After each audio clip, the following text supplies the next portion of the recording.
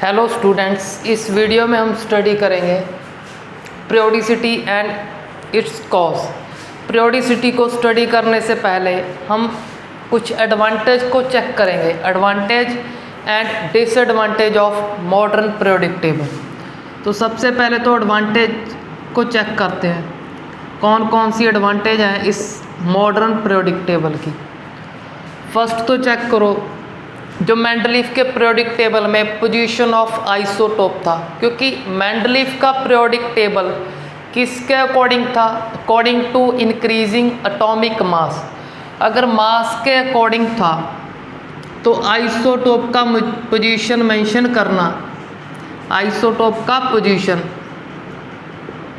Essential था वहाँ पे, कि सबसे पहले मेंडलीफ को लिखना चाहिए था वो आइसोटोप जिसका मास सबसे कम, फिर उसको लिखना था जिसका मास इंक्रीज हुआ, फिर लास्ट में उसको जिसका मास सबसे ज़्यादा है। बट मॉडर्न पीरियोडिक टेबल में एक एडवांटेज है, उसमें आइसोटोप का पोजीशन मेंशन करने की ज़रूरत नहीं। क्यों? क्योंकि मॉडर्न पीरियोडिक टेबल है according to atomic number. Atomic number तो सभी का एक है, तो एक पोजीशन से ही काम चल जाएगा इस मॉडर्न पीरियोडिक टेबल में। तो एक तो एडवांटेज हुआ आइसोटोप का पोजीशन मेंशन करने की, डिफरेंट पोजीशन मेंशन करने की ज़रूरत नहीं यहाँ पे।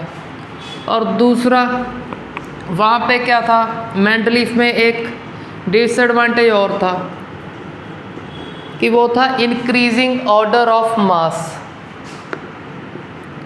हम सभी को पता है आर्गन का मास होता है 40, पोटाशियम का मास होता है 39। तो मेंडलीफ ने क्या किया था, थोड़ा एक गलत कर दिया था। बट यहाँ पे एडवांटेज है, क्यों? क्योंकि मास के अकॉर्डिंग नहीं हमारा टेबल है अकॉर्डिंग टू एटॉमिक नंबर। तो इंक्रीजिंग एटॉमिक नंबर के अकॉर्डिंग आर्गन पहले ही आएगा, पोटाशियम बाद में। तो ये भी हमारे पीरियोडिक टेबल में सेटिस्फाई कर ली इसने पोजीशन। अब नेक्स्ट एडवांटेज क्या है? नेक्स्ट एडवांटेज है systematic study, systematic study of all elements, study of all element. अब इसका मीनिंग क्या है?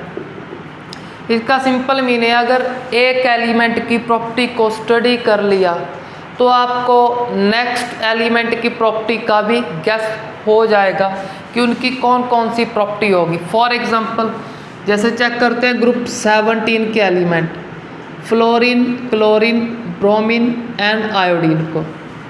सभी को पता है फ्लोरीन और क्लोरीन, और सिंपली बात कर लें क्लोरीन का तो सभी को पता है, chlorine show negative charge, -1 charge. अगर एक की प्रॉपर्टी पता है तो इस ग्रुप के सभी एलिमेंट की प्रॉपर्टी को आपने गैस कर लिया कि they show -1 charge. Similarly group first की बात कर लेते हैं। Group first hydrogen, lithium, sodium, potassium, rubidium, caesium, francium. अब सोडियम का सभी को पता है, सोडियम शो +1 चार्ज। तो के का भी सभी को पता है +1 चार्ज। जैसे सोडियम को गैस किया या सोडियम का हमें पता है, तो इसकी हेल्प से सभी का गैस कर लेंगे कि दे ऑल्सो शो +1 चार्ज, क्योंकि सभी की प्रॉपर्टी सेम होती है एक ग्रुप के एलिमेंट की। अब नेक्स्ट ग्रुप इससे आगे आएगा, second group beryllium, magnesium, calcium, strontium, barium, radium. अब मैग्नीशियम एंड कैल्शियम का सभी स्टूडेंट को पता है, तो सिस्टेमेटिकली स्टडी कर लेंगे कि barium, radium, strontium they also show +2 charge. कब शो करेंगे? जब भी किसी से रेक्ट करेंगे, दे शो +2 चार्ज। Similarly beryllium. तो इस मॉडर्न पीरियोडिक टेबल की ये एडवांटेज होगी, सिस्टेमेटिक स्टडी हो गया, इस मास डिफेक्ट को करेक्ट कर दिया, आइसोटोप की पोजीशन मेंशन करने की ज़रूरत नहीं। तो ये थे कुछ एडवांटेज मॉडर्न पीरियोडिक टेबल के। अब चेक करेंगे हम डिसएडवांटेज को। तो अब डिसएडवांटेज क्या है? डिसएडवांटेज एक तो वही जो मेंडलीफ के टेबल में था कौन सा? Position of hydrogen. क्यों? क्योंकि हमने वहाँ पे स्टडी किया था कि हाइड्रोजन की प्रॉपर्टी एल्कली मेटल से भी मैच करती है और हैलोजन से भी। तो इसको मॉडर्न पीरियोडिक टेबल में कहाँ पे प्लेस किया? एल्कली मेटल के साथ। तो हैलोजन के साथ क्यों नहीं प्लेस किया? तो ये क्या है? एक कॉन्ट्राडिक्शन पॉइंट है। तो एक डिफेक्ट तो हो गया पोजीशन ऑफ हाइड्रोजन। अगर हैलोजन के साथ लिखेंगे तो भी डिफेक्ट आएगा कि एल्कली मेटल के साथ क्यों नहीं लिखा। एक तो ये हो गया। दूसरा, जो हमारे पीरियोडिक टेबल की मेन बॉडी है, हमारे पीरियोडिक टेबल का स्ट्रक्चर ऑलमोस्ट ऐसा है। ये हो गया एस ब्लॉक, ये डी ब्लॉक, ये एफ ब्लॉक। सेकंड इफेक्ट क्या है? पीरियोडिक टेबल की मेन बॉडी में एफ ब्लॉक को नहीं प्लेस किया गया। एफ ब्लॉक को इस मेन बॉडी में प्लेस नहीं किया। अगर मेन बॉडी में प्लेस करते तो एक तो और लॉन्ग हो जाता। दूसरा, अगर मेन बॉडी में प्लेस करते एफ ब्लॉक के एलिमेंट को, तो इसका जो एस ब्लॉक, डी ब्लॉक और पी ब्लॉक का सिस्टेमेटिक स्टडी है। सिस्टेमेटिक आपको अभी अभी क्लियर किया है कि ऊपर के एलिमेंट की प्रॉपर्टी आपको पता है, नीचे का इजीली गेस कर लोगे। जो प्रॉपर्टी अब आप ऊपर वाले एलिमेंट शो करते हैं वही डाउनवर्ड ऑलमोस्ट सिमिलर शो करते हैं। अगर एफ ब्लॉक को यहाँ पे प्लेस कर देंगे तो ये क्या करेगा? इसकी सिस्टेमेटिक स्टडी को ख़राब कर देगा। तो एफ ब्लॉक को मेन बॉडी में नहीं रखा, इसको नीचे लिख देते हैं यहाँ पे। तो एफ ब्लॉक में क्या है? 2 सीरीज़ हैं। फर्स्ट सीरीज़ को बोलते हैं लेंथेनॉइड सीरीज़। लेंथेनॉइड सीरीज़ में सिंपली लेंथेनॉइड्स लिख दिया मैंने। अब नेक्स्ट सेकंड सीरीज़ को बोलते हैं एक्टेनॉइड्स। Actinoids series. तो ये स्टार्ट होते हैं लेंथेनम से, ये एक्टिनम से। मेनली हमने डिफेक्ट स्टडी करना था। डिफेक्ट क्या है? एफ ब्लॉक को मेन बॉडी में नहीं अकोमोडेट किया इस टेबल ने। क्यों नहीं किया? क्योंकि इसकी सिस्टेमेटिक स्टडी को ख़राब करेगा। कैसे ख़राब करेगा? जैसे चेक करो, अब सभी को पता है कि एफ जो ब्लॉक है, एफ का सबशेल 1 2 3 4 5 6 7।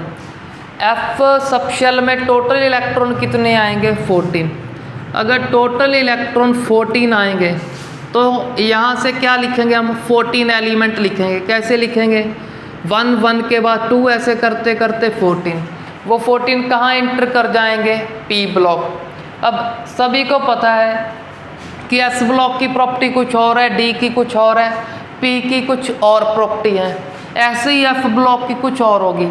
जब ऐसे करते करते सभी को पता है यहाँ तो टोटल 10 एलिमेंट आएंगे। अब रिमेनिंग 4 एंटर कर जाएंगे पी में। अगर पी में एंटर कर गए तो पी ब्लॉक से इनका प्रॉपर्टी मैच नहीं होगा। जब आप ऊपर वाले एलिमेंट की प्रॉपर्टी स्टडी करोगे उनके नीचे तो एफ ब्लॉक का आ जाएगा। तो इसने सिस्टेमेटिक स्टडी को क्या कर देना है? ख़राब कर देना है। सिमिलरली जब यहाँ पे लिख देंगे ऊपर डी ब्लॉक के एलिमेंट होंगे, नीचे एफ ब्लॉक का, इनकी प्रॉपर्टी भी क्या होगी? डिफरेंट होगी। तो इससे हमारा सिस्टेमेटिक स्टडी पीरियोडिक टेबल का ख़राब हो जाएगा। इसके कारण एफ ब्लॉक को मेन बॉडी में नहीं लिखा, लास्ट में नीचे लिखा होता है। फर्स्ट सीरीज लेंथेनाइड्स और लेंथेनॉइड्स कुछ भी बोल सकते हो, एक्टेनाइड्स और एक्टेनॉइड्स ये भी बोल सकते हो इसको। अब हम मूव करते हैं पीरियोडिसिटी। What is periodicity? तो आप चेक करो, ऊपर डेफिनेशन लिखा है कि पीरियोडिसिटी क्या होता है? Simple repetition of elements. किन एलिमेंट का रेपिटेशन? उन एलिमेंट का जिनकी प्रॉपर्टी क्या है? सिमिलर। चेक करते हैं definition. The repetition of elements, repetition में रिपीट होना, रेपिटेशन ऑफ एलिमेंट्स, किन एलिमेंट का रिपीट होना? उन एलिमेंट का जिनकी प्रॉपर्टी क्या है? सिमिलर।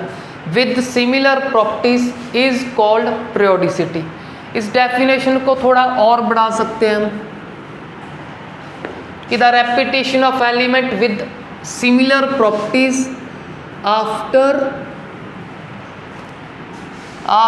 certain regular interval। अब सर्टेन रेगुलर इंटरवल किसका होगा? एटॉमिक नंबर का। Certain regular interval of atomic number is called periodicity। जैसे अब चेक करते हैं इस डेफिनेशन को, किसी एग्जाम्पल के साथ क्लियर करते हैं। जैसे फिर से एक रफ डायग्राम बना रहा हूँ पीरियोडिक टेबल का। बस सारे एलिमेंट नहीं लिखेंगे, अब कुछ मेन की ही लिखेंगे,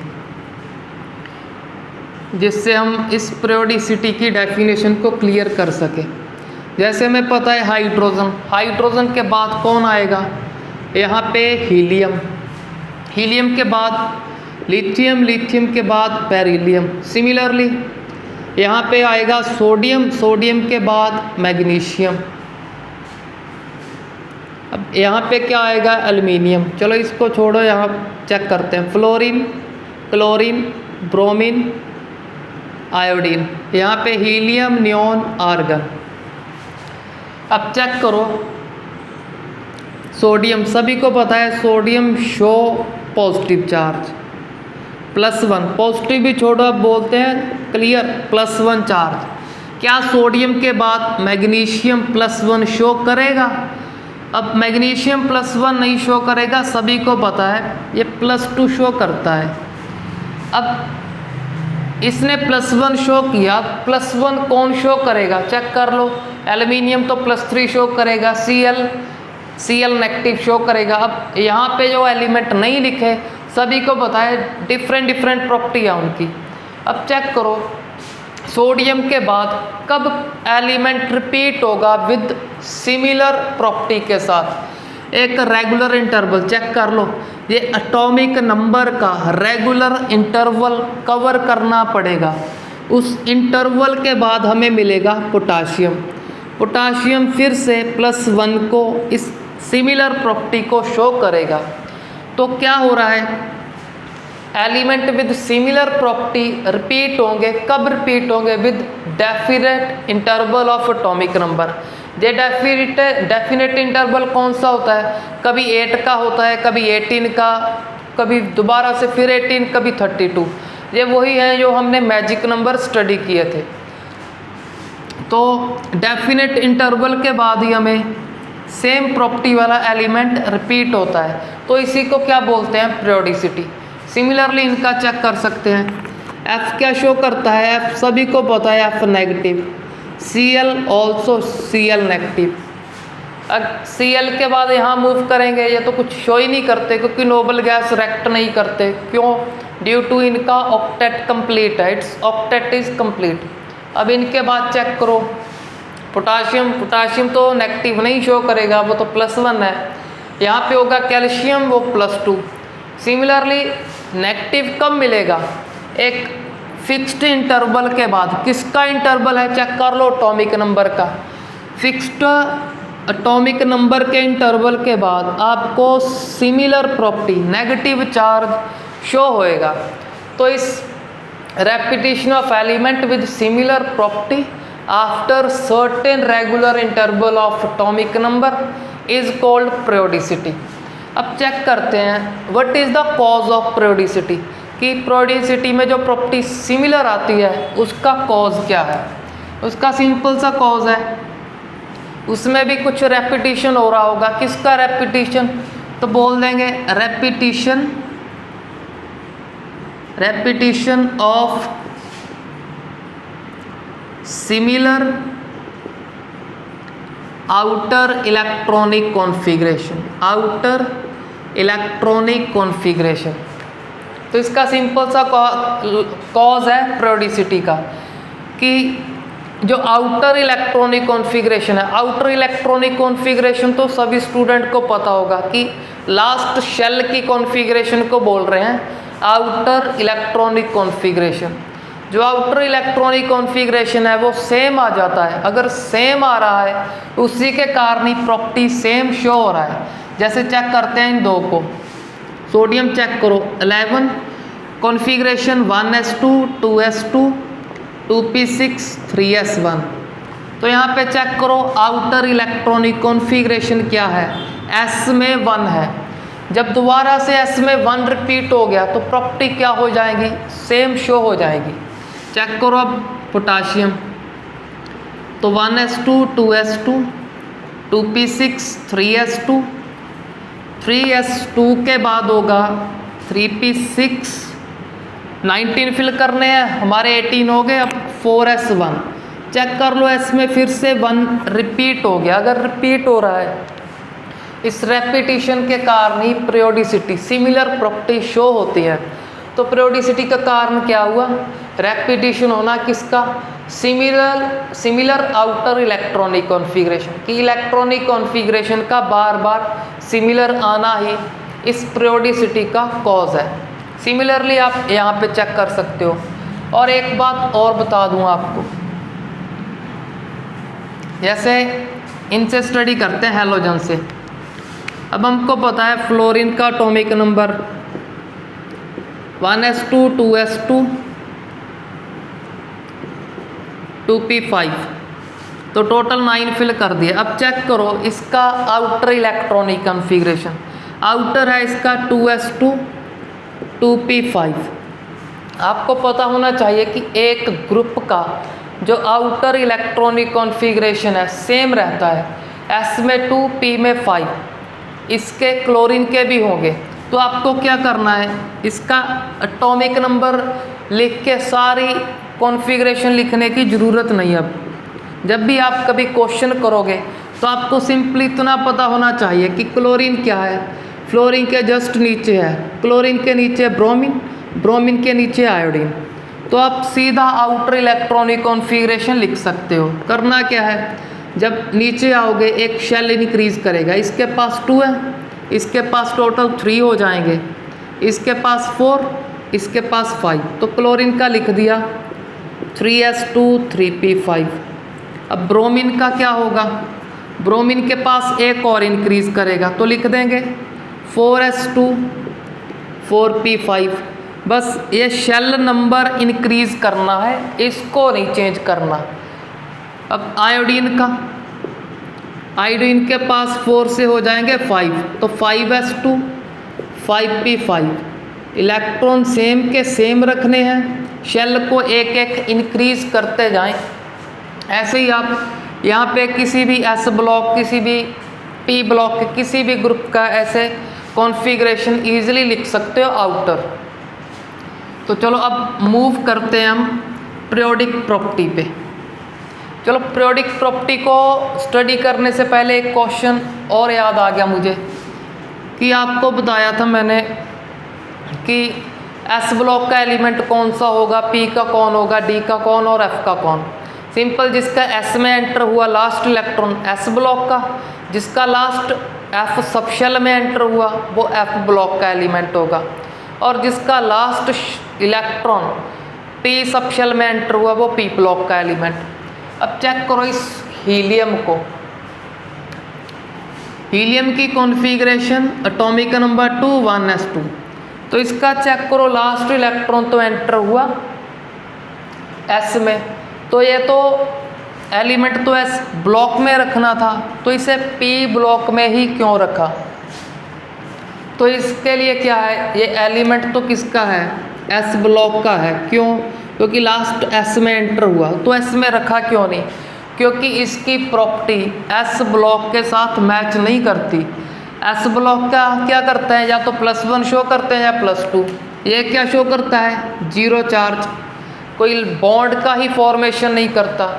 तो इसकी प्रॉपर्टी मैच हो रही थी रिमेनिंग नोबल गैसेस के साथ। तो नोबल गैसेस के साथ प्रॉपर्टी अगर मैच हो रही है तो पीरियोडिक टेबल को कैसे अरेंज किया हमने, कि एक की प्रॉपर्टी को स्टडी करें, दूसरे की प्रॉपर्टी का ईजिली गैस कर लें। तो बेसिकली तो ये s ब्लॉक का एलिमेंट है। यहाँ पे क्यों रखा, क्योंकि इसकी प्रॉपर्टी ग्रुप 18 से मैच करती है, तो इसी कारण से इसे p ब्लॉक में ग्रुप 18 में प्लेस किया गया है। इसको अच्छे से लर्न कर लेना आप। तो चलो अब मूव करते हैं पीरियोडिक प्रॉपर्टी। अब पीरियोडिसिटी से आपको ये तो क्लियर हो गया होगा कि पीरियोडिक प्रॉपर्टी किसे बोलेंगे, कि जो फिक्स्ड इंटरवल के बाद जो प्रॉपर्टी रिपीट हो जाएगी उसको बोल देंगे पीरियोडिक प्रॉपर्टी। अब फर्स्ट पीरियोडिक प्रॉपर्टी को स्टडी करते हैं।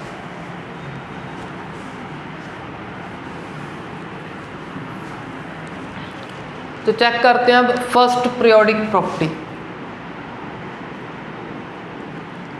Periodic properties, first periodic property है एटॉमिक साइज। एटॉमिक साइज तो मेनली इसमें हम स्टडी करेंगे एटम का साइज, एटॉमिक साइज, और सिंपली इसे बोल सकते हैं एटॉमिक रेडियस। एटॉमिक साइज और एटॉमिक रेडियस, इसे एक ही क्यों बोल रहे हैं, क्योंकि एटम को क्या सपोज करते हैं, स्फेरिकल। अगर आपको उसके रेडियस का पता है तो आप इजीली उससे एटम के साइज का गेस कर सकते हो। तो जितना एटॉमिक रेडियस इंक्रीज करेगा उतना साइज भी इंक्रीज करेगा। तो एटॉमिक साइज और एटॉमिक रेडियस ऑलमोस्ट सेम है, थोड़ा बहुत डिफरेंस है, वो आपको अब क्लियर होगा कि क्या डिफरेंस है। चलो अब एटॉमिक रेडियस की बात करते हैं। अब चेक करो एटॉमिक रेडियस या एटॉमिक साइज किसे बोलेंगे। एटॉमिक साइज बोलेंगे हम एटम के साइज को। एटम का साइज किसे मानते हैं कि सेंटर में न्यूक्लियस, लास्ट शेल जहाँ इलेक्ट्रॉन रिवॉल्व कर रहा है वहाँ तक का जो डिस्टेंस होगा वो क्या बता देगा, हमें इस एटम का साइज बता देगा एग्जैक्ट। बट हमने सेकंड चैप्टर में क्या स्टडी किया कि इलेक्ट्रॉन की पार्टिकल नेचर भी है और वेव नेचर भी है। अगर इलेक्ट्रॉन की वेव नेचर है तो वेव नेचर के अकॉर्डिंग इलेक्ट्रॉन ऐसे मूव करेगा। अगर ऐसे मूव करेगा तो कभी इसका रेडियस डिक्रीज होगा, कभी इंक्रीज, कभी डिक्रीज, तो कभी इंक्रीज। तो ऐसे तो हम एक एटम के रेडियस को एग्जैक्ट बता ही नहीं सकते, क्योंकि वो तो कभी डिक्रीज कर रहा है, कभी इंक्रीज, कभी डिक्रीज, फिर इंक्रीज। तो हम एटम के रेडियस को कैसे बताएंगे। तो एटम के रेडियस को डिफाइन करने के लिए हम जब भी एटम बॉन्डेड स्टेट में होगा तभी उसके रेडियस की बात कर सकते हैं। जब भी कोई एटम बॉन्डेड स्टेट मतलब किसी से बॉन्ड का फॉर्मेशन करेगा। चलो अब चेक करते हैं कि बॉन्डेड स्टेट में कैसे आइडिया लगा सकते हैं एटॉमिक रेडियस का। तो बॉन्डेड स्टेट के अकॉर्डिंग 3 टाइप्स के एटॉमिक रेडियस हैं। फर्स्ट है कोवैलेंट रेडियस।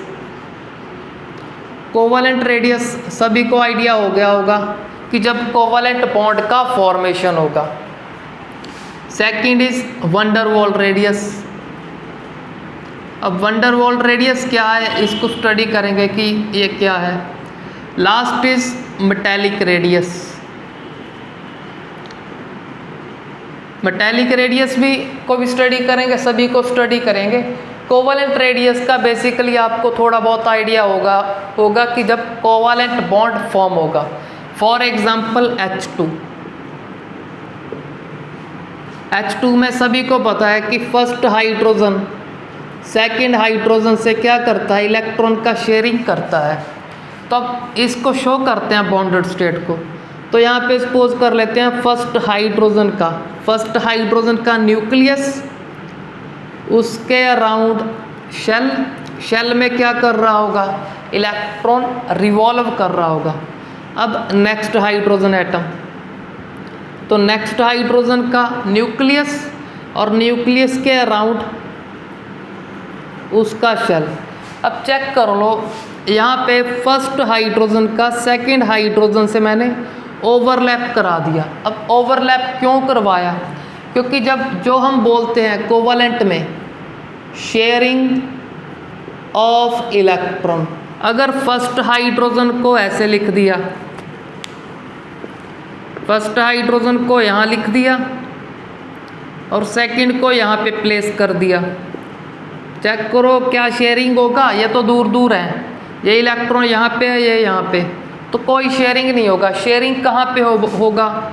कॉमन रीजन में, कॉमन रीजन में, कॉमन एरिया में। यहाँ कॉमन एरिया है, यहाँ पे शेयरिंग करेंगे इलेक्ट्रॉन का, तो इसी कारण से ओवरलैपिंग को शो किया है। अब बात करते हैं कोवलेंट रेडियस की। चलो ये तो क्लियर हो गया कि ओवरलैपिंग क्यों शो किया है। जब ओवरलैपिंग होगा तो इस ओवरलैपिंग रीजन में ही इलेक्ट्रॉन को फर्स्ट हाइड्रोजन सेकंड हाइड्रोजन से इलेक्ट्रॉन को शेयर करेगा। तो जब शेयर होगा कोवलेंट बॉन्ड फॉर्म होगा, और कोवलेंट बॉन्ड से कोवलेंट रेडियस को कैसे डिफाइन करेंगे तो उसे चेक करते हैं। तो अब हमको कोई दिक्कत नहीं कि इलेक्ट्रॉन चाहे पार्टिकल नेचर शो करे, चाहे अपनी ऐसे वेव नेचर शो करे, क्योंकि हमने कोवलेंट रेडियस को कैसे डिफाइन करना है। हमने उसको डिफाइन करना है कि एक एटम के सेंटर से लेकर दूसरे एटम के सेंटर तक एक लाइन ड्रॉ करना है, और उस लाइन का क्या कर देना है? हाफ। जब हाफ कर देंगे, इस हाफ को क्या बोल देंगे? Covalent radius. रेडियस को आर से लिख दिया, तो कोवलेंट को सी आर लिख देते हैं। R radius, C and R covalent radius. तो सिंपली आप कुछ भी लिख सकते हो। तो मेनली हम यहाँ स्टडी करेंगे एक एलिमेंट के या एक एटम के सेंटर से दूसरे एटम के सेंटर तक एक लाइन ड्रॉ करेंगे, उसका हाफ करेंगे। जो ये हाफ है, इस हाफ को क्या बोलेंगे? Covalent radius. Similarly next half को भी कोवलेंट रेडियस बोल सकते हैं। तो हमने क्लियर कर लिया कि कोवलेंट रेडियस क्या है। अब मूव करते हैं वंडरवॉल रेडियस पे। यहाँ पे ड्रॉ कर दिया मैंने कोवलेंट रेडियस को। तो अब वंडरवॉल रेडियस, तो फर्स्ट ऑफ ऑल ये लर्न करो वंडरवॉल रेडियस किन के लिए एप्लीकेबल है। ये एप्लीकेबल है मॉलिक्यूल्स के लिए। यहाँ पे चेक करो क्या थे? Atom, first hydrogen atom, second hydrogen atom. But ये कहाँ अप्लाई होगा van der Waals? Molecule and noble gases, सिर्फ दोनों के लिए एप्लीकेबल होगा। मॉलिक्यूल्स के लिए यूज़ कर सकते हो, किसी भी मॉलिक्यूल के लिए, और कोई सी भी नोबल गैस के लिए यूज़ कर सकते हो। नोबल गैस को के लिए क्यों यूज़ करेंगे? क्योंकि नोबल गैस हाइड्रोजन जैसे बॉन्ड का फॉर्मेशन नहीं कर सकते। जब नहीं कर सकते तो उसका फर्स्ट एटम, सपोज करो फर्स्ट हीलियम जिसमें 2 इलेक्ट्रॉन होंगे, शो नहीं कर रहे बट बस ऐसे ही मान लो 2 होंगे। अब फर्स्ट हीलियम सेकंड हीलियम से कोई शेयरिंग नहीं करेगा। अगर कोई शेयरिंग नहीं करेगा, वहाँ पे क्या ओवरलैपिंग को शो नहीं कर सकते। इनको सेपरेट शो करना पड़ेगा। अगर सेपरेट शो करेंगे तो नोबल गैस के लिए कौन सा रेडियस होगा? Van der Waals radius. अब वंडरवॉल रेडियस क्या होता है? कोई भी 2 एटम या कोई भी 2 मॉलिक्यूल के बीच में क्या एक लाइन ड्रॉ करना है। कहाँ से? सेंटर से लेके सेंटर तक। सिंपल बोल सकते हो, न्यूक्लियस से लेकर न्यूक्लियस तक। अब उस लाइन का क्या करना है? हाफ। जब हाफ कर देंगे तो इस हाफ को क्या बोलेंगे? Van der Waals radius. सिमिलरली इस हाफ और इस हाफ को वंडरवॉल रेडियस बोल देंगे। अब चेक करते हैं मॉलिक्यूल्स के लिए कि मॉलिक्यूल्स के लिए कैसे शो करेंगे इसको। तो मॉलिक्यूल एग्जांपल ले लेते हैं क्लोरीन का। क्लोरीन हाइड्रोजन F2, कोई भी आप चेक कर सकते हो। चलो हमने क्लोरीन का एग्जांपल लिया। पहले तो क्लोरीन कैसे फॉर्म होगा? Chlorine simply first chlorine atom second. अब ये मेंशन करने की ज़रूरत नहीं हमें, क्योंकि आपने इजीली गेस कर लिया होगा कि फर्स्ट क्लोरीन एटम है, सेकंड है, उसमें शेयरिंग हुई होगी तो कॉमन रीजन शो कर दिया। ये हमारे पास क्या हो गया? एक क्लोरीन मॉलिक्यूल हो गया। अब दूसरा क्लोरीन मॉलिक्यूल चेक करते हैं। तो दूसरा क्लोरीन मॉलिक्यूल ऐसे शो कर दिया हमने। ये हमारा फर्स्ट Cl2, इसको सेकंड बोल दिया। चलो अब सभी को पता है यहाँ शेयरिंग करेंगे इस कॉमन रीजन में। कौन से? फर्स्ट क्लोरीन एटम और सेकंड क्लोरीन एटम। दोनों एटम क्या फॉर्म करेंगे? एक मॉलिक्यूल को फॉर्म करेंगे। सिमिलरली यहाँ पे दूसरा मॉलिक्यूल होगा। अब इन दो मॉलिक्यूल के बीच में कौन सा रेडियस होगा? वंडरवॉल रेडियस, क्योंकि वंडरवॉल रेडियस में कोई शेयरिंग नहीं होता। उसको कैसे चेक करना है?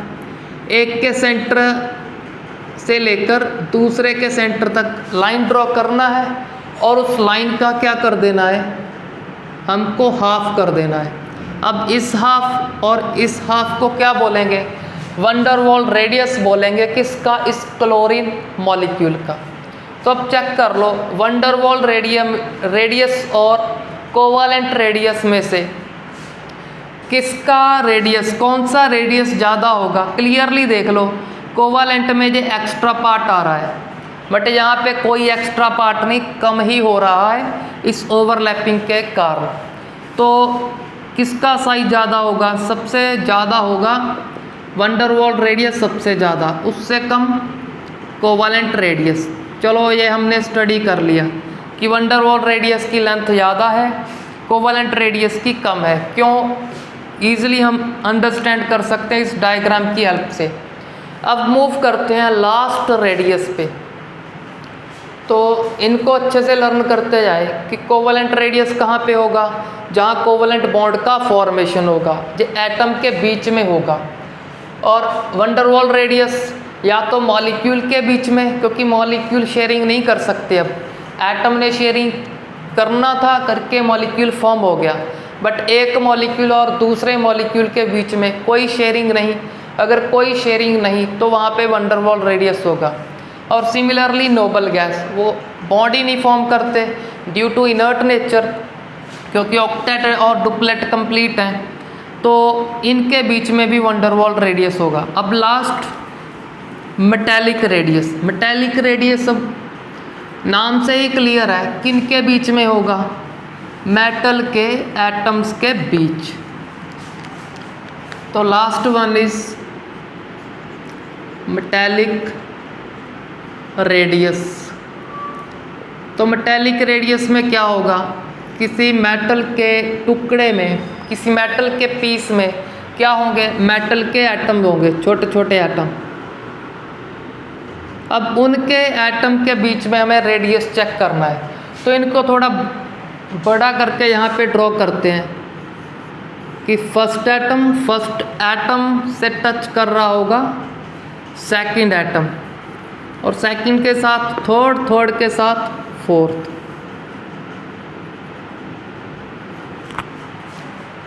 तो क्या करना है? मेटेलिक रेडियस के लिए मेटल के कोई पीस को कंसीडर करना है और उसमें इजीली अंडरस्टैंड करना है क्या होगा कि एक एटम के साथ दूसरा अटैच होगा, दूसरे के साथ तीसरे के साथ फोर्थ, फिफ्थ, सिक्स्थ सभी अटैच होंगे।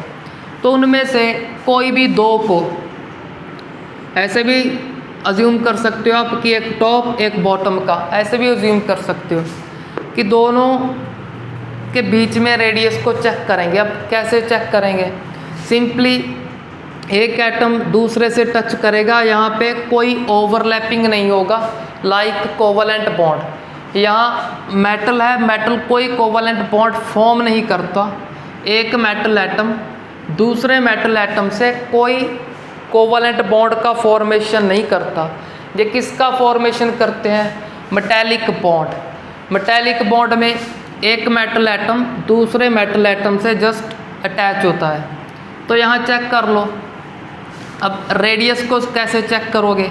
सेंटर से लेके सेंटर तक एक लाइन, उसका हाफ कर देंगे। हाफ को क्या बोल देंगे? Metallic radius. अब चेक करो, मेटेलिक रेडियस, कोवेलेंट रेडियस और वंडरवॉल रेडियस में से लेंथ किसका ज़्यादा? चलो वंडरवॉल को तो चेक कर लिया कि वंडरवॉल रेडियस सबसे ज़्यादा। अब ये हमारे पास बच गया हमारा, अंदर तो चेक कर सकते हो, यहाँ पे होगा कोवेलेंट रेडियस।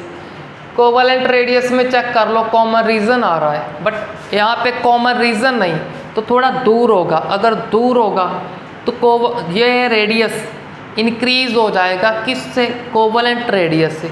अब ये कौन सा रेडियस है?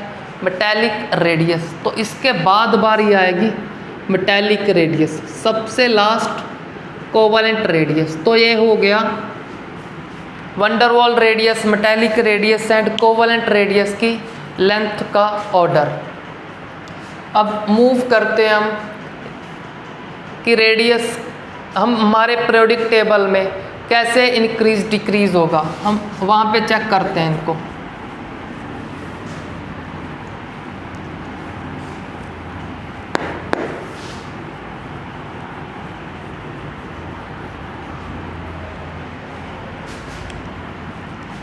फर्स्टली क्या करेंगे, हम जनरल ट्रेंड चेक करेंगे। जनरल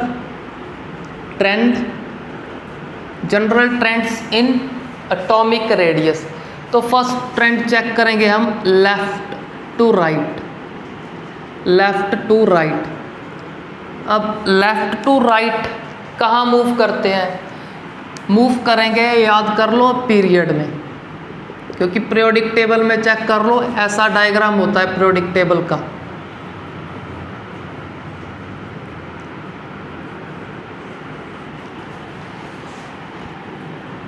ऐसा डायग्राम है। तो इनको क्या बोलते थे? ग्रुप में कैसे मूव कर रहे हैं? टॉप टू बॉटम, ऊपर से नीचे आ रहे हैं तो टॉप टू बॉटम बोलेंगे ग्रुप में। और पीरियड में लेफ्ट टू राइट, तो पीरियड में ऐसे मूव करेंगे तो लेफ्ट टू राइट। तो लेफ्ट टू राइट वर्ड है पीरियड के लिए। पीरियड में चेक करेंगे क्या जनरल, क्या कॉमन सा ट्रेंड आ रहा है इस एटॉमिक रेडियस में। तो इसके लिए किसी एक पीरियड का एग्जांपल लेंगे। तो यहाँ पे हम डिस्कस कर रहे हैं सेकंड पीरियड के मेंबर को। तो उसमें है lithium, beryllium, boron, carbon, nitrogen, oxygen, fluorine and neon. अब चेक कर लो आप, हमको पता है जब हम इस पीरियड में, इस या किसी भी पीरियड में लेफ्ट टू राइट मूव करेंगे तो वहाँ पे क्या हो रहा है? चेक करो, एटॉमिक नंबर इंक्रीज हो रहा है। अब सभी स्टूडेंट को पता होगा atomic number is equal to number of electron and number of electron is equal to number of proton. अगर नहीं पता, अपना एक लाइन अपनी कॉपी पे नोट कर लो कि atomic number is equal to number of electrons is equal to number of protons.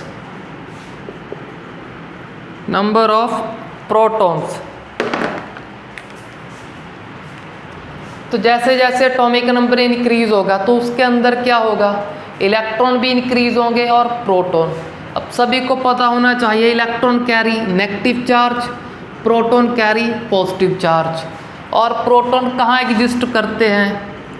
Proton सभी को पता है न्यूक्लियस के अंदर एग्जिस्ट करते हैं। तो सिंपल इस वे से हम क्या बोलेंगे, जैसे जैसे एटॉमिक नंबर इंक्रीज होगा प्रोटॉन इंक्रीज होंगे। अगर प्रोटॉन इंक्रीज हो गए तो न्यूक्लियस चार्ज क्या होगा? इंक्रीज होगा। तो सिंपली यहाँ पे मैं बोल रहा हूँ, जब भी हम लेफ्ट टू राइट मूव करेंगे तो फर्स्ट पॉइंट क्या है? न्यूक्लियस चार्ज, या बोल देते हैं nuclear charge increases. I hope आप सभी स्टूडेंट को समझ आ गया होगा कि न्यूक्लियर चार्ज इंक्रीज कर रहा है। ऐसा क्यों बोल रहे हैं? क्योंकि जैसे जैसे एटॉमिक नंबर बढ़ेगा नंबर ऑफ प्रोटॉन बढ़ेंगे। अगर प्रोटॉन बढ़ गए तो पॉजिटिव चार्ज इंक्रीज हो रहा है। पॉजिटिव चार्ज कहाँ एग्जिस्ट करता है? न्यूक्लियस पे। तो बोल दिया न्यूक्लियर चार्ज, न्यूक्लियस का चार्ज इंक्रीज हो रहा है। तो अब बात करते हैं नेक्स्ट आप चेक कर लो, ये सारे के सारे किस पीरियड के मेंबर हैं? Second period. अगर सेकंड पीरियड के मेंबर हैं तो सारे के सारे सभी एलिमेंट के पास कितने शेल होंगे? ओनली 2। अगर आपको नहीं पता आप कॉन्फ़िगरेशन लिख के चेक कर सकते हो। वैसे आपको बताया था अगर सेकंड पीरियड में एलिमेंट है तो 2 ही उसके पास शेल होंगे। अगर थर्ड पीरियड में चला गया कोई तो उसके पास टोटल 3 शेल होंगे। अगर कोई फिफ्थ शेल में चला गया, फिफ्थ पीरियड में चला गया तो उसके पास 5 शेल होंगे। तो यहाँ हम सिंपल बोल सकते हैं, जब भी कभी एक पीरियड में मूव करते हैं तो न्यूक्लियर चार्ज तो इंक्रीज करता है continuously, but shell remains same, shell same रहते हैं। चेक कर लो, सेम को कैसे चेक करोगे, 1s2 2s1 चेक करो, टोटल कितने शेल हैं, 1 और 2, टोटल 2 है। अब लास्ट को चेक कर लो सीधा, एटॉमिक नंबर 10 होगा तो 1s2 2s2 2p6 चेक कर लो, फर्स्ट ये सेकंड, तो कितने शेल हैं, टोटल 2 है। तो सिंपल बोल दिया, इसके पास भी 2, लास्ट के पास भी 2, तो बीच में जो एलिमेंट है उनके पास तो होंगे ही 2। तो शेल क्या रह रहा है, इसके पास भी 2 और लास्ट पे भी 2, तो बोल दिया शेल क्या रह रहा है, सेम रह रहा है। अब चेक करो, जब लेफ्ट टू राइट मूव करे न्यूक्लियर चार्ज हुआ इंक्रीज, शेल क्या है, रिमेन सेम। अब इसकी बात करते हैं लिथियम की।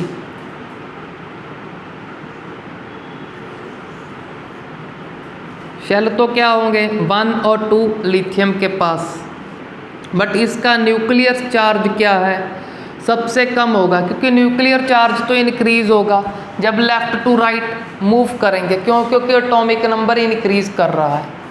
अब न्यूक्लियर चार्ज इसका क्या है, लेस है, बट जब राइट पे मूव कर रहे हैं तो न्यूक्लियर चार्ज हो गया इंक्रीज। जब न्यूक्लियर चार्ज इंक्रीज हो गया, मोर हो गया, तब उस टाइम क्या होगा, न्यूक्लियस और आउटर इलेक्ट्रॉन में क्या अट्रैक्शन इंक्रीज होगा, क्योंकि न्यूक्लियर चार्ज अब मोर है। अगर न्यूक्लियर चार्ज मोर है तो आउटर इलेक्ट्रॉन, क्योंकि इलेक्ट्रॉन पे सभी को पता है नेगेटिव चार्ज है, आउटर इलेक्ट्रॉन को क्या करता है, अब मोर अट्रैक्ट कर सकता है। तो नेक्स्ट पॉइंट हम लिख देंगे कि न्यूक्लियर चार्ज तो चलो इंक्रीज हो रहा है, शेल रिमेन सेम। अगर न्यूक्लियर चार्ज इंक्रीज हो गया तो क्या होगा, अट्रैक्शन इंक्रीज होगा। अट्रैक्शन इंक्रीज होगा कहाँ पे, between nucleus and outer electron. अगर अट्रैक्शन इंक्रीज हो गया तो साइज क्या होगा, साइज और एटॉमिक रेडियस डिक्रीजेस। तो चेक कर लो, यहाँ पे थोड़ा बड़ा साइज ड्रॉ किया है, यहाँ पे थोड़ा स्मॉल ड्रॉ किया था मैंने। क्यों स्मॉल ड्रॉ किया था, क्योंकि वहाँ पे न्यूक्लियर चार्ज मोर, अगर न्यूक्लियर चार्ज मोर, न्यूक्लियस इस इलेक्ट्रॉन को मोर अट्रैक्ट करेगा, मोर अट्रैक्शन के कारण साइज डिक्रीज होगा। अब यहाँ पे न्यूक्लियर चार्ज कम है तो यहाँ पे अट्रैक्शन भी कम होगा। जब अट्रैक्शन ही कम है तो शेल के इलेक्ट्रॉन दूर होंगे, अगर दूर होंगे तो एटम का रेडियस और एटम का साइज लार्ज होगा। तो जनरल ट्रेंड क्या बोल रहा है, जनरल ट्रेंड बोल रहा है लेफ्ट टू राइट क्या होगा, साइज डिक्रीज होगा। अब बात करते हैं एक्सेप्शंस की। एक्सेप्शंस किन्हें बोलेंगे, एक्सेप्शन जो इस जनरल ट्रेंड को नहीं फॉलो करेंगे। जनरल ट्रेंड ने तो बोल दिया कि इसका साइज सबसे स्मॉल होना चाहिए। अब चेक करते हैं कि क्या स्मॉल है या नहीं है। यहाँ पे कुछ एक्सेप्शन आएंगे, एक्सेप्शन ही इम्पॉर्टेंट है। अब फर्स्ट एक्सेप्शन को चेक करते हैं। फर्स्ट है हमारी नोबल गैस नियॉन। नियॉन क्या है, नोबल गैस। अब इस नोबल गैस का जो साइज़ है वो तो सभी से लार्ज है। नियॉन का एटॉमिक रेडियस मोर है इन सभी में, बट जनरल ट्रेंड के अकॉर्डिंग तो सभी से कम होना चाहिए। अब सभी से मोर क्यों है, फर्स्ट रीज़न तो क्या है, इसमें कौन सा रेडियस है, वंडरवॉल रेडियस है। क्यों है, क्योंकि पहले डिस्कस कर लिया कि नोबल गैस बॉन्ड फॉर्मेशन नहीं करते तो वंडरवॉल रेडियस होगा जो कि सबसे लार्ज साइज का है। और सेकंड रीज़न क्या है, इसको अच्छे से आप इलेबोरेट करके लिखना अपने एग्ज़ाम में। अब सेकंड रीज़न आप चेक कर लो, इसके 2p को चेक करो। 2p क्या है, 6। अब 2p6 का मीनिंग क्या हो गया, फुली फिल्ड। अब जब फुली फिल्ड है इलेक्ट्रॉन से, जब फुली फिल्ड है, अब सभी को पता है इलेक्ट्रॉन क्या करेंगे, एक दूसरे को रिपेल। जब रिपेल करेंगे तो दूर दूर जाएंगे, दूर दूर जाने के कारण क्या होगा, इसका साइज इंक्रीज कर देंगे ड्यू टू रिपल्शन। तो दो रीज़न हो गए मेन, एक हमारा वंडरवॉल रेडियस, दूसरा due to fully filled more repulsion. More repulsion के कारण साइज इंक्रीज होगा। इन दो कारण से यहाँ पे इसने जनरल ट्रेंड नहीं फॉलो किया, ये एक्सेप्शन बन गया। इस एक्सेप्शन का रीज़न लिख दिया हमने। अब चेक करते हैं एक और एक्सेप्शन, यहाँ बस एक दो एक्सेप्शन है, उनको लर्न करते जाओ आप। बाकी क्या करेंगे, बाकी जनरल ट्रेंड को एज इट इज़ फॉलो करेंगे। अब चेक करो जनरल ट्रेंड क्या बोल रहा था, लेफ़्ट टू राइट जब मूव करेंगे न्यूक्लियर चार्ज इंक्रीज होगा, बट शेल सेम है, वो दो के दो ही हैं। अगर न्यूक्लियर चार्ज इंक्रीज कर रहा है तो अट्रैक्शन इंक्रीज होगा, अट्रैक्शन इंक्रीज तो साइज डिक्रीज। तो जब नाइट्रोजन से ऑक्सीजन मूव करेंगे तो न्यूक्लियर चार्ज होगा इंक्रीज। अगर nuclear charge increase, attraction also increase. किन के बीच में, न्यूक्लियस एंड आउटर इलेक्ट्रॉन। जब अट्रैक्शन इंक्रीज हुआ तो साइज और एटॉमिक रेडियस क्या होगा, डिक्रीज। ये तो जनरल ट्रेंड बोल रहा है, बट ये भी जनरल ट्रेंड को फॉलो नहीं कर रहे। जनरल ट्रेंड बोल रहा है ऑक्सीजन का साइज और ऑक्सीजन का रेडियस क्या होगा, स्मॉल होगा नाइट्रोजन से। बट इसमें एक्सेप्शन है, वो एक्सेप्शन क्या है, ऑक्सीजन हैव मोर साइज और large size. Oxygen have large size than nitrogen. Explain why. ऐसा क्यों हो रहा है इसमें, ऐसा चेक करते हैं हम। तो इसके लिए क्या करना होगा, अब वंडरवॉल रेडियस तो बोल नहीं सकते क्योंकि नाइट्रोजन भी बॉन्ड फॉर्म कर लेता है, ऑक्सीजन भी बॉन्ड फॉर्म कर लेता है, तो कोवलेंट रेडियस ही होगा। अब सिंपली चेक करेंगे कॉन्फ़िगरेशन को। इसका atomic number 8, 1s2 2s2 2p5 ना, 8 है तो 2p4। अब चेक करते हैं nitrogen, atomic number 7, 1s2 2s2 2p3। तो इसका सिंपल सा रीज़न है, नाइट्रोजन क्या है 2p में 3 है, सभी 3 के 3 इलेक्ट्रॉन सिंगल फिल है। बट ऑक्सीजन के केस में चेक करो 4 है, 1 2 3 एंड 4। ये क्या हो गए, फुली फिल्ड हो गया एक ऑर्बिटल। अगर एक p ऑर्बिटल फुली फिल्ड हो रहा है, इसके कारण क्या होगा, रिपल्शन के कारण इलेक्ट्रॉन दूर दूर मूव होंगे। अगर दूर दूर मूव होंगे तो ऑक्सीजन का साइज को क्या कर देंगे, इंक्रीज कर देंगे। तो सिंपल इसका रीज़न हमने स्टडी कर लिया। अब जनरल ट्रेंड स्टडी कर लिया, पीरियड का एक्सेप्शन स्टडी कर लिया। अब मूव करते हैं ग्रुप पे। सबसे पहले ग्रुप का जनरल ट्रेंड स्टडी करते हैं।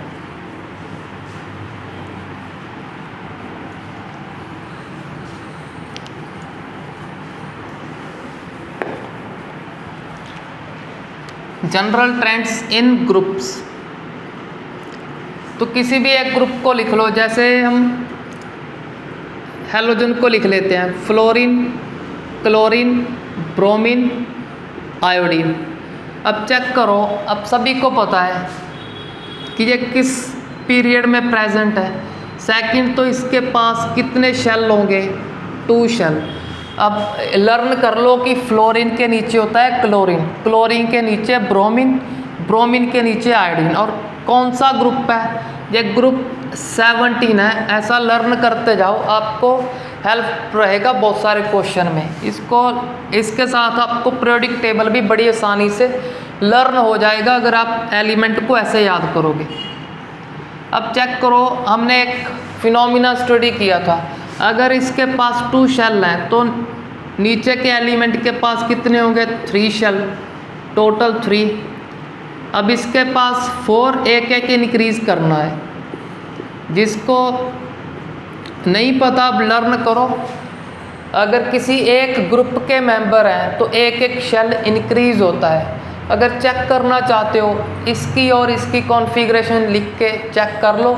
इसके पास 2 ही होंगे और इसके पास 3। इसका चेक करना इसका भी कर सकते हो, बट यहाँ से ही कंफर्म हो जाएगा कि एक एक शेल इंक्रीज होता है जब भी कभी टॉप टू बॉटम मूव करेंगे इन अ ग्रुप। तो अब बोल देते हैं हम जनरल ट्रेंड इसका क्या है ग्रुप का। पहले तो ये बोलेंगे ग्रुप में मूव कैसे करना है, टॉप टू बॉटम, या सिंपली बोल सकते हो डाउन द ग्रुप बोल सकते हो, और when we move top to bottom in a group, दोनों में से कुछ भी बोल सकते हो। जब टॉप टू बॉटम मूव करेंगे क्या इंक्रीज हो रहा है चेक कर लो, शेल नंबर इंक्रीजेस। अब चेक कर लो इसका एटॉमिक नंबर, इसका होगा 9, इसका होगा 17, सिमिलरली इसका होगा अप्रॉक्सीमेटली 35 के आसपास, और इसका होगा अप्रॉक्सीमेटली 53 के आसपास। इनको आप कंफर्म कर लोगे, ये तो कंफर्म ही है हमारे पास। तो चलो हम यहाँ से स्टडी कर लेते हैं। इनका चलो आइडिया तो है हमें कि एटॉमिक नंबर इंक्रीज होगा। अगर एटॉमिक नंबर इंक्रीज हो रहा है, फिर से बोल देंगे कि एटॉमिक नंबर अगर इंक्रीज हो रहा है तो क्या इंक्रीज होगा, अट्रैक्शन इंक्रीज होगा। क्यों? क्योंकि जब एटॉमिक नंबर इंक्रीज होगा तो न्यूक्लियर चार्ज भी इंक्रीज होगा। अगर न्यूक्लियर चार्ज इंक्रीज हुआ, वो न्यूक्लियस का चार्ज आउटर इलेक्ट्रॉन को अट्रैक्ट करेगा विद मोर अट्रैक्शन। तो सीधा लिख दिया अट्रैक्शन इंक्रीजेस। चलो पहले लिख देते हैं कि न्यूक्लियर चार्ज इंक्रीजेस। जब न्यूक्लियर चार्ज इंक्रीज किया तो attraction between nucleus and outer electrons increases. अब चेक कर लो दोनों के दोनों फैक्टर क्या है, ऑपोजिट है। ये फर्स्ट फैक्टर क्या है, शेल इंक्रीज हो रहे हैं। सपोज करो हमारे पास फर्स्ट है 2 शेल, तो फर्स्ट सेकंड, अब क्या हो गए थर्ड, फर्स्ट शेल सेकंड और थर्ड। सीधा चेक करो जब शेल इंक्रीज होंगे, ये क्या बता रहे हैं कि साइज क्या होगा, रेडियस क्या होगा, इंक्रीज। अब दूसरा फैक्टर क्या है, ऑपोजिट। जब न्यूक्लियर चार्ज इंक्रीज होगा, इसके ऊपर चार्ज इंक्रीज होगा, तो आउटर इलेक्ट्रॉन के बीच में क्या होगा, अट्रैक्शन इंक्रीज होगा। जब अट्रैक्शन बढ़ गया, साइज क्या होगा, जब अट्रैक्शन इंक्रीज हो गया तो ये बोल रहे हैं साइज होगा डिक्रीज। अब दोनों फैक्टर ही क्या है, ऑपोजिट। अब दोनों फैक्टर में से जो फैक्टर डोमिनेंट होगा उसका नेट इफेक्ट हमें देखने को मिलेगा इस एटॉमिक रेडियस के ऊपर। तो डोमिनेंट फैक्टर होता है शेल नंबर का। जो न्यूक्लियर चार्ज इंक्रीज हो रहा है, ये चार्ज क्या करेगा, साइज को डिक्रीज तो करेगा बट कम डिक्रीज करेगा। बट ये जो फैक्टर है शेल इंक्रीज होने का, शेल इंक्रीज होने से साइज बहुत ज़्यादा इंक्रीज होगा। तो ये फैक्टर बहुत ज़्यादा इंक्रीज कर रहा है, ये डिक्रीज कर रहा है कम। तो इफेक्ट किसका ज़्यादा होगा, जिसका इफेक्ट मोर है। तो हमारा शेल नंबर का फैक्टर क्या है, डोमिनेंट है। अगर डोमिनेंट है तो सीधा लर्न करेंगे टॉप टू बॉटम क्या होगा, साइज इंक्रीज होगा। क्यों? क्योंकि न्यूक्लियर चार्ज का जो इफेक्ट है वो डोमिनेंट फैक्टर नहीं है, डोमिनेंट है हमारा शेल नंबर का फैक्टर। तो टॉप टू बॉटम क्या हो गया, जनरल ट्रेंड साइज इंक्रीज होगा। But left to right in a period क्या था, वो डिक्रीज का, टॉप टू बॉटम इंक्रीज का। चलो हमने जनरल ट्रेंड को लर्न कर लिया। अब मूव करते हैं हम आयनिक रेडियस पे।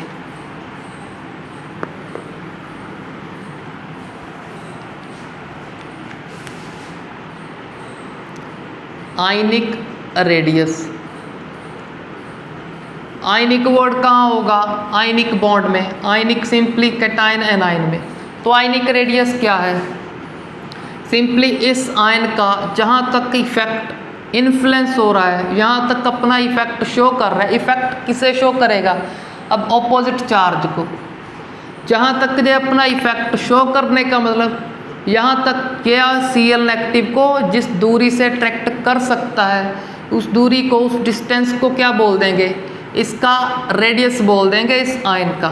सपोज कर लो यहाँ से ये अट्रैक्ट नहीं कर रहा, ये अट्रैक्ट करेगा जब थोड़ा क्लोज आएगा यहाँ से, तो यहाँ से ये अट्रैक्ट कर रहा है तो ये क्या हो गया, इसका आयनिक रेडियस हो गया, क्योंकि यहाँ तक ये अपना इन्फ्लुएंस शो कर रहा है।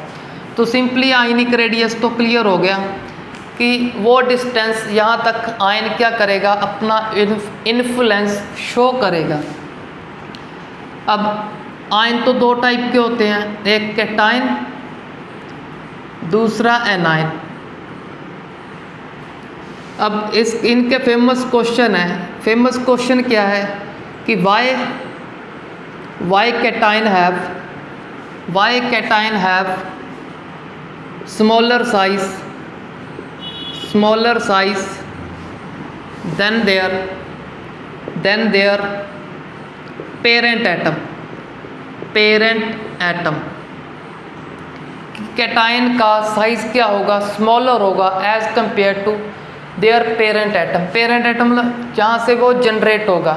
सपोज करो सोडियम और एक सोडियम आयन, इस सोडियम आयन का ये क्या है, पेरेंट एटम है, क्योंकि जब सोडियम से एक इलेक्ट्रॉन बाहर जाएगा तभी Na पॉजिटिव का फॉर्मेशन होगा। अब चेक करो इसका कॉन्फ़िगरेशन। हम सिंपली 10th क्लास का कॉन्फ़िगरेशन चेक करते हैं, जिसमें हम 1s2 2s2 नहीं लिखते, सिंपल लिखते हैं 281। अब चेक करो इसके पास टोटल इलेक्ट्रॉन है 11। अब इसके पास चेक करो Na पॉजिटिव का मतलब एक इलेक्ट्रॉन लूज कर दिया 8। अब चेक कर लो, जब सोडियम एटम से सोडियम आयन का फॉर्मेशन हुआ तो सिर्फ इलेक्ट्रॉन को लूज किया, प्रोटॉन को नहीं लूज किया। अगर प्रोटॉन को नहीं लूज किया, अब ऊपर स्ट्रक्चर में क्या है, 11 इलेक्ट्रॉन 11 प्रोटॉन। अब डाउनवर्ड में क्या है, इलेक्ट्रॉन कितने हैं 10, प्रोटॉन कितने हो गए, वो तो लूज़ नहीं किए, तो प्रोटॉन तो 11 ही हो गए। अब इस स्ट्रक्चर में क्या करेगा,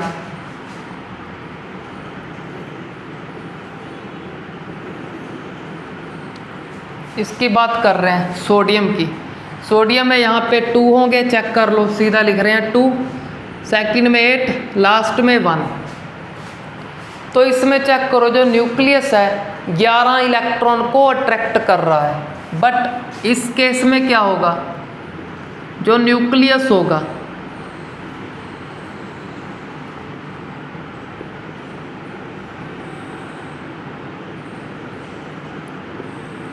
न्यूक्लियस के पावर कितनी है, 11 प्रोटॉन की है, यहाँ भी 11 प्रोटॉन की है। यहाँ 11 प्रोटॉन कितने इलेक्ट्रॉन को अट्रैक्ट करेंगे, 11 को, बट यहाँ 11 प्रोटॉन को 10 इलेक्ट्रॉन, थोड़े कम, एक इलेक्ट्रॉन कम को अट्रैक्ट करना है। तो यहाँ क्या, इलेक्ट्रॉन कम हो गए, अगर कम हो गए अट्रैक्शन मोर होगा, अगर अट्रैक्शन मोर हो गया तो साइज़ क्या होगा, स्मॉलर। तो कैटायन का जनरली क्या होता है, साइज स्मॉल होता है, किससे, उसके पेरेंट एटम से, क्योंकि पेरेंट एटम में इलेक्ट्रॉन मोर है। अगर इलेक्ट्रॉन मोर तो अट्रैक्शन कम होगा, अगर कम तो साइज मोर। सिंपली इसमें इलेक्ट्रॉन कम हो गए, अगर कम हो जाएंगे तो अट्रैक्शन मोर के कारण साइज स्मॉल। सिमिलरली अब एनायन का क्वेश्चन क्या होगा, एनायन में अब सभी को पता है कि एनायन में एक्स्ट्रा इलेक्ट्रॉन आएंगे, जब एक्स्ट्रा इलेक्ट्रॉन आएंगे तो साइज़ हो जाएगा लार्ज। अब आपने इजीली अंडरस्टैंड कर लिया होगा कि क्यों साइज़ इंक्रीज़ कर रहा है। अगर नहीं समझाया तो फिर से रिपीट कर रहे हैं, ऐसा ही सिमिलर क्वेश्चन है। तो यहाँ चेक करो Cl, एक Cl नेगेटिव, टोटल इलेक्ट्रॉन 17, इसके पास टोटल 17, इसके पास कितने होंगे, एक इलेक्ट्रॉन ऐड हो गया तो 18। तो यहाँ तो न्यूक्लियस को अट्रैक्ट करना है 17 इलेक्ट्रॉन को, यहाँ 18 को। अगर 18 को अट्रैक्ट करना है तो अट्रैक्शन क्या होगा, लेस। अगर अट्रैक्शन लेस तो साइज क्या होगा, मोर। यहाँ पे इलेक्ट्रॉन कम है तो अट्रैक्शन थोड़ा इसके कंपैरेटिवली इंक्रीज होगा। अगर इंक्रीज होगा अट्रैक्शन तो साइज स्मॉल हो जाएगा। तो सिंपल सा आंसर था इसका कि anion have large size than their parent atom due to more electron and less attraction. तो सिंपल सा आंसर हो गया। चलो अब मूव करते हैं लास्ट कंसेप्ट हमारे आइसो इलेक्ट्रॉनिक आयंस पे। आइसो इलेक्ट्रॉनिक आयंस, सबसे पहले तो यह स्टडी करते हैं आइसो इलेक्ट्रॉनिक आयंस किसे बोलेंगे। आयंस वो जिनके ऊपर चार्ज हो, चार्ज कोई भी हो, पॉजिटिव हो या फिर नेगेटिव हो। पॉजिटिव और नेगेटिव चार्ज में से कोई भी चार्ज हुआ तो हम आयंस बोल देंगे। अब आइसो इलेक्ट्रॉनिक का मीनिंग क्या है, आइसो का सिंपल मीनिंग सेम क्या हो, इलेक्ट्रॉनिक कॉन्फ़िगरेशन जिनका सेम हो उन आयंस को क्या बोल देंगे, आइसो इलेक्ट्रॉनिक कॉन्फ़िगरेशन। इसको हम सिंपल वे में ऐसा भी बोल सकते हैं, जिनका इलेक्ट्रॉनिक कॉन्फ़िगरेशन सेम है उनके पास इलेक्ट्रॉन भी सेम होंगे। तो सिंपल बोल देंगे जिनके पास सेम नंबर ऑफ इलेक्ट्रॉन्स होंगे, जिनके पास सेम नंबर ऑफ इलेक्ट्रॉन्स होंगे वो क्या है, आइसो इलेक्ट्रॉनिक स्पीशीज़ है। अब फॉर एग्जांपल जैसे एफ, फ्लोरीन के पास होते हैं 9, बट यहाँ पे एटम नहीं लिखना, आयन लिखने हैं। अब एफ नेगेटिव के पास कितने हो जाएंगे, 10। सोडियम के पास होते हैं 11, एक लूज करवा देंगे तो हो जाएंगे 10। तो ये क्या है, iso electronic ion. Similarly oxygen के पास 8, 2 गेन करवा देंगे तो O2 नेगेटिव आयन भी है और इनके साथ आइसो इलेक्ट्रॉनिक भी है। सिमिलरली मैग्नीशियम के पास 12, 2 लूज करवा देंगे तो 10 रह जाएंगे। नाइट्रोजन 7 है, 3 गेन करेगा, 3 नेगेटिव आएगा तो 10 हो जाएंगे। अब लास्ट चेक करते हैं एल्युमिनियम। एल्युमिनियम के पास 13, 3 लूज करेगा तो 10 रह जाएंगे। तो ये क्या है, सारे के सारे आइसो इलेक्ट्रॉनिक आयन हैं। इनके पास टोटल 10 इलेक्ट्रॉन्स हैं। अब चेक करते हैं इन सब में से किसका साइज, किसका रेडियस इन ज़्यादा होगा, किसका कम। तो इसके लिए सिंपल सा एक कंसेप्ट है कि साइज ऑफ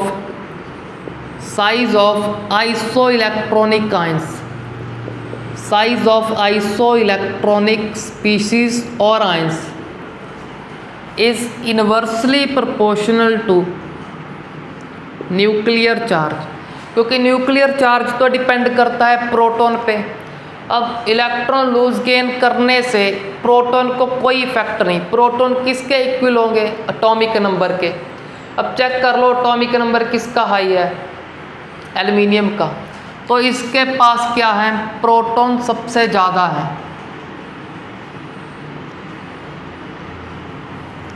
तो इलेक्ट्रॉन कितने हैं, 10। सभी को पता है 2 फर्स्ट में होंगे, 8 सेकंड शेल में आ जाएंगे।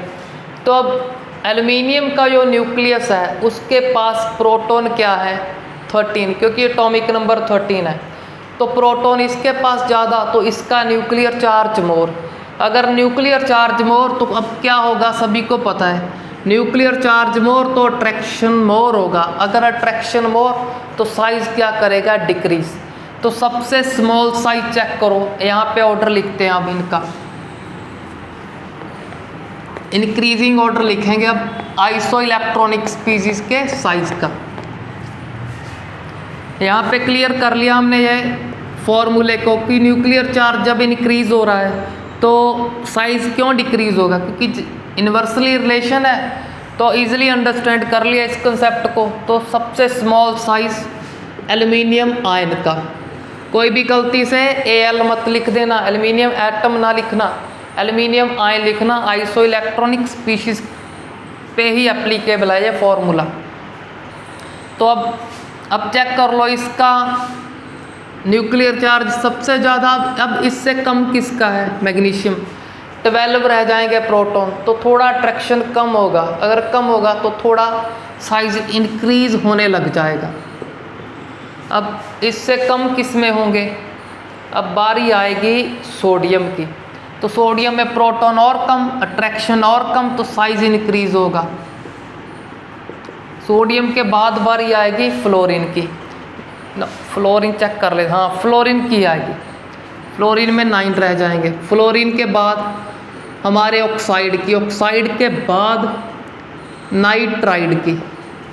एक बात और, चलो ये ऑर्डर तो हमने लर्न कर लिया।